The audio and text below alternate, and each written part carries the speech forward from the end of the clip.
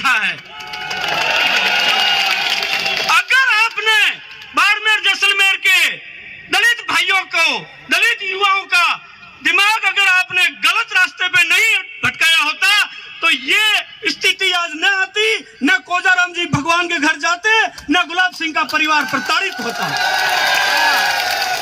और अगर आप इसी तरीके से करते रहोगे तो मैं आपको दावे के साथ कह सकता हूं कि अभी और भी कई ऐसे घटनाएं आप कारित करते रहोगे जब तक आप जीवित हो। आप आज एक राजपूत जाति पर आप आरोप लगा रहे हो। आज भी एक जैसलमेर के विधायक आपके सामने स्पष्ट उदाहरण है, राजपूत जाति के परिवार ने उनको पटाया, तब आज वो विधायक है, वो आज चीफ इंजीनियर बने थे। और वो स्पष्ट उन्होंने खुद ने कई बार अपने भाषणों में कहा है कि मैं आज नाहर सिंह जी चलक के परिवार के कारण आज इस स्थिति में हूं, जिनकी धर्मपत्नी ने अपनी 8 भी गहने उनको गिरवी डाल करके दे दी थी। कर्नल सोनाराम जी स्पष्ट उदाहरण है। पिथला के राजपूत परिवारों ने जैसलमेर के राजपूत हॉस्टल में एडमिशन कराया, वहां से वो पटे, तब आज वो इस स्थिति में है। कहां से राजपूत समाज बुरा हो गया? आधी रात को मेरे गांव का कोई भी मेघवाल, कोई नेता पैसा नहीं देता जब वो बीमार होकर के रात को फोन करते। सैकड़ों उदाहरण होंगे। हर गांव का कोई भी मेघवाल गरीब परिवार वो रात को जब हॉस्पिटल आएगा तो वो रात को 2 बजे आपको फोन करेगा कि आप बना कहाँ हो, मेरे को हॉस्पिटल आप जल्दी पहुंचिए। आप हॉस्पिटल जाते हैं, आप उनका इलाज कराते हैं, आप उनके लिए लड़ते हैं। मैं स्पष्ट कई उदाहरण ऐसे सैकड़ों। आप अपने सामजुड़ाई भाइयों के लिए, सामजुड़ाई भाइयों से आप अगर आपके परिवार के वास्ता रखने वाले किसी मेघवाल को अगर किसी ने धक्का भी दे दिया, आप सामजुड़ाई भाइयों से मरने मारने को तैयार हो जाते हो। मेरी हिम्मत नहीं है कि मैं खूड़ी के मेघवाल या भैया के मेघवाल से माथापड़ी भी कर लूं। क्यों? क्योंकि मुझे मालूम है वो सामजुड़ाई भाई मेरे से आकर के झगड़ा करेंगे। इतना हम उनका ध्यान रखते हैं, उनकी माता पिता का ध्यान रखते हैं। हमारी माताएं किसी भी बुजुर्ग मेघवाल को, बुजुर्ग भाई को, चाहे वो किसी दलित जाति का हो, ओबीसी का हो, वो अगर घर के चौखट पर आता है, वो अपने घर में अगर कोई भी वो बीमारी है, हारी बीमारी, शादी ब्याह, तो अपना गहना निकाल करके दे देती है। इससे ज्यादा क्या होगा? कौन सा बुरा गुनाह किया? लेकिन ये वोट बैंक की राजनीति हम इसीलिए कमजोर होते जा रहे हैं क्योंकि हम डरते हैं।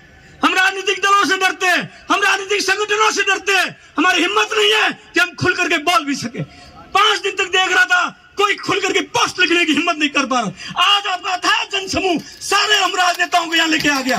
क्यों? क्योंकि आपकी ताकत, बाकी कोई कुछ नहीं है। कोई एमएलए, क्या एमएलए के पास ताकत, क्या एक जिलाध्यक्ष के पास ताकत, क्या एक शासक के पास ताकत? मैं कहता हूँ खुलकर अगर आप दम ठोक करके सत्य के साथ चलते रहो, किसी की हिम्मत नहीं है कि आपके सामने आंख उठा करके देख सके।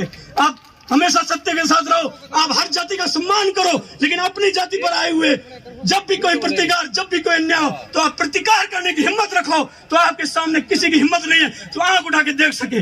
आप इसी तरीके से एकता बनाए रखिए। जिस प्रकार से जो कमेटी निर्णय लेगी, हम कमेटी के साथ है।